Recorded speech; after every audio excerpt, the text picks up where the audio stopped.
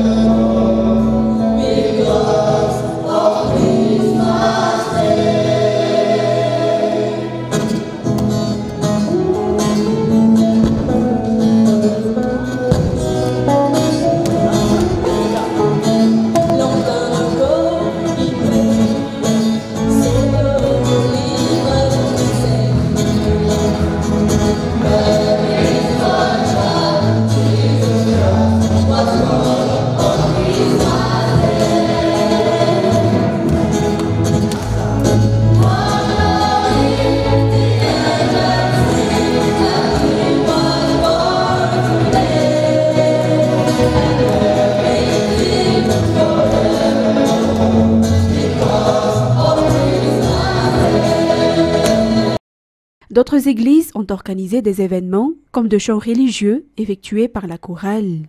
Après ces chants et scénettes, la plupart des églises ont tenu des messes pour accueillir le jour de Noël. Et une grande affluence à Mbouizatouf pour admirer les illuminations de Noël, effectuer le parcours lumineux la veille de Noël. Ceux qui sont venus sur place, la majorité accompagnés de leurs enfants, se disent tous satisfaits de ces illuminations. Elle était toujours avec Rad Romanzatouf et Anzar Khazanaville. C'était la grande affluence pour visiter les illuminations de Noël au jardin botanique d'Mbouizatouf hier soir, la veille de Noël.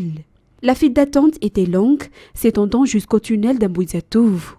La majorité de ces personnes qui sont venues sur place se disent être satisfaites de ces illuminations de Noël et du parcours lumineux qualifié de magique et de très beau. La plupart étaient venus en famille ou entre amis. Selon les informations, le jardin botanique d'Mbouizatouf a été choisi pour accueillir ce parcours lumineux en ce Noël 2024 car Mbouitirouich et Antannarin devenaient trop petites face à la grande affluence pendant les fêtes de fin d'année. Les allées du jardin d'Mbouizatouf n'étant pas très grandes non plus, les visiteurs doivent suivre les instructions des organisateurs pour éviter les bousculades.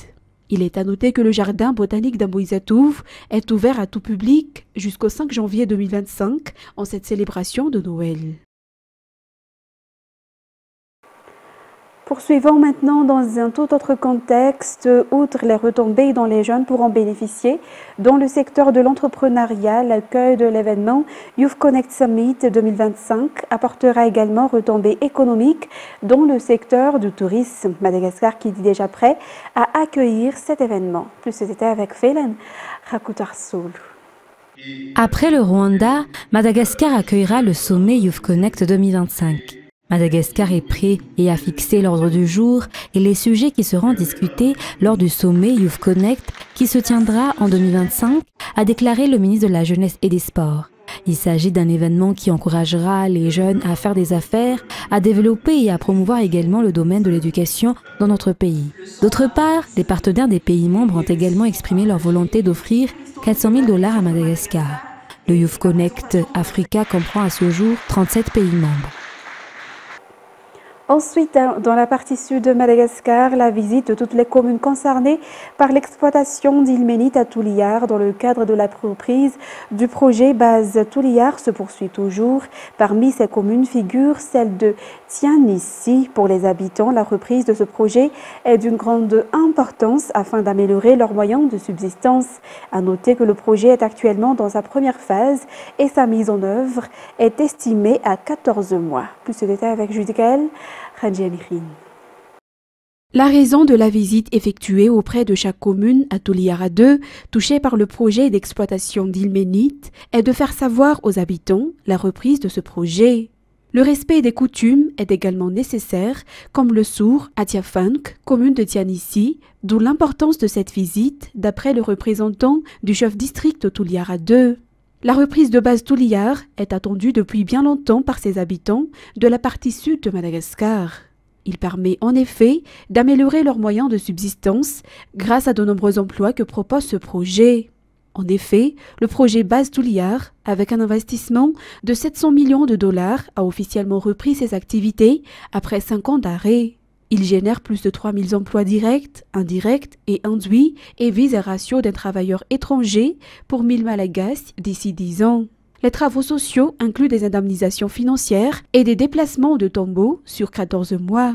Base Touliar, troisième plus grand projet minier de Madagascar, vise à attirer d'autres investisseurs étrangers.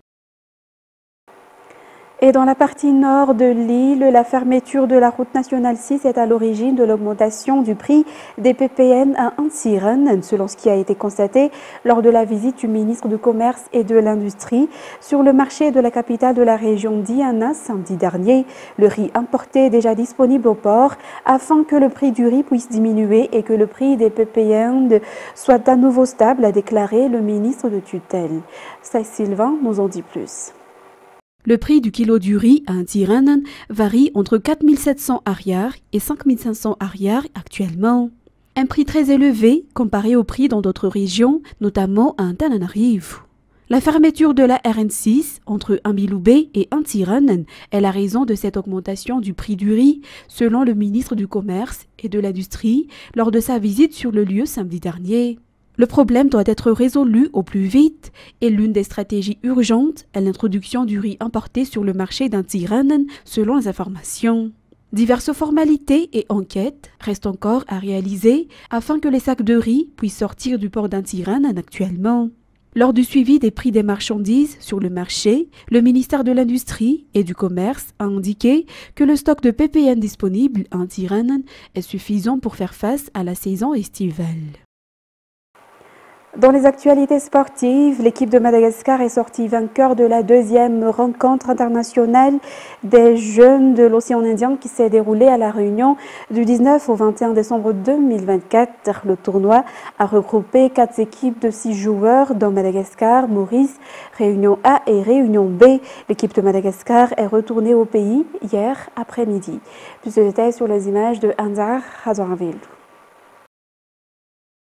L'équipe de Madagascar est sortie victorieuse de la deuxième rencontre internationale des jeunes de l'océan Indien qui s'est déroulée à La Réunion du 19 au 21 décembre 2024. Pour rappel, le tournoi a regroupé 4 équipes de 6 joueurs dans Madagascar, Maurice, Réunion A, Réunion B. L'équipe de Madagascar a été composée de premier échiquier Sage, deuxième échiquier Noah, troisième échiquier Maël, quatrième échiquier Arin, cinquième Miarn et sixième échiquier Nivu Hassan. La journée du 22 décembre 2024 a été également marquée par la performance de nos jeunes joueurs durant l'Open Rapid de l'océan Indien. Avec 72 participants, nos joueurs n'ont pas du tout démérité. Première meilleure féminin, Miarn, avec 5,5 points sur 9. Première catégorie Poussine, Nivoisne. Première catégorie Benjamin, Noah, avec 6 points sur 9. Deuxième meilleur féminin, Arin, avec 5 points sur 9. Troisième classement général, Sage. Troisième catégorie minime, Maël. Troisième meilleur féminin, Nivoisne, avec 5 points sur 9. En ce qui concerne maintenant les actualités internationales, pour la première fois depuis l'année 2019, Notre-Dame de Paris célèbre à nouveau Noël mardi et mercredi avec les traditionnelles messes de la Nativité qui devraient attirer de nombreux fidèles. Reportage sur les images de France 24. Notre-Dame renaît des cendres pour célébrer la naissance du Christ. Une immense crèche renouvelée. Pour la première fois depuis 5 ans, l'archevêque de Paris préside l'office dans cette cathédrale entièrement rénovée. Cette première messe de la première célébration de Noël.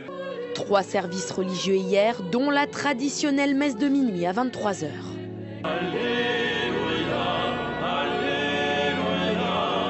Et les fidèles ont attendu parfois plusieurs heures pour y assister.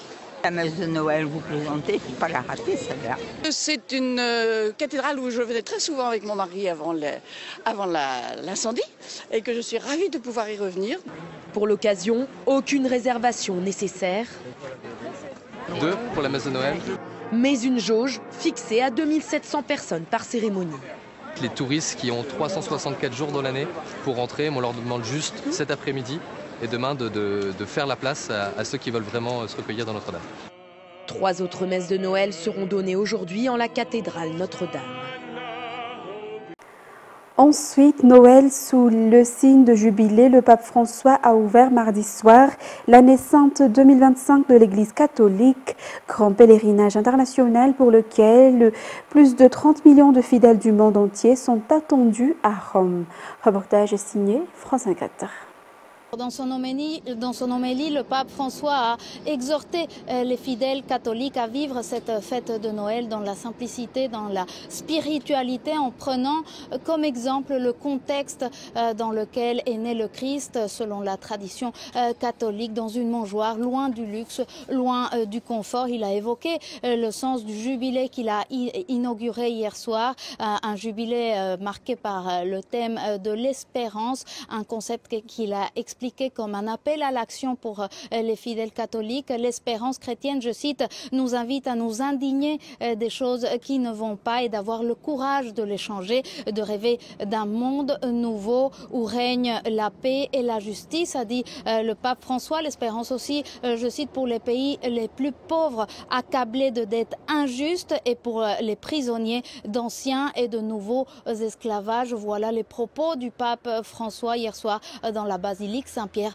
au Vatican. Effectivement, ce rite de l'ouverture de la porte de la basilique Saint-Pierre marque le coup d'envoi de cette année de jubilé. Les célébrations du jubilé vont s'étaler pendant toute l'année 2025. Cette porte, la porte sainte qu'on appelle, est habituellement scellée. Elle est ouverte uniquement tous les 25 ans pendant les années de jubilé, pendant lesquelles les fidèles catholiques sont invités à entreprendre un pèlerinage pour franchir cette porte sainte, un geste symbolique avec lequel ils obtiennent ce qu'on appelle l'indulgence plénière, c'est-à-dire le pardon des péchés. C'est un événement d'une grande importance pour la communauté catholique dans le monde. Plus de 30 millions de visiteurs sont attendus à Rome pendant l'année 2025. L'organisation de cet événement a été un véritable défi pour les autorités de la ville. Rome a lancé d'ambitieux travaux. Tout le long de cette année qui vient de s'écouler, la ville s'est transformée en un gigantesque chantier à ciel ouvert pour refaire les routes, rénover les monuments, les places, élargir les trottoirs, créer de nouvelles zones piétonnes, optimiser le système de transport. Au total, un investissement de près de 4 milliards d'euros pour préparer ce jubilé qui s'achèvera le 6 janvier 2026.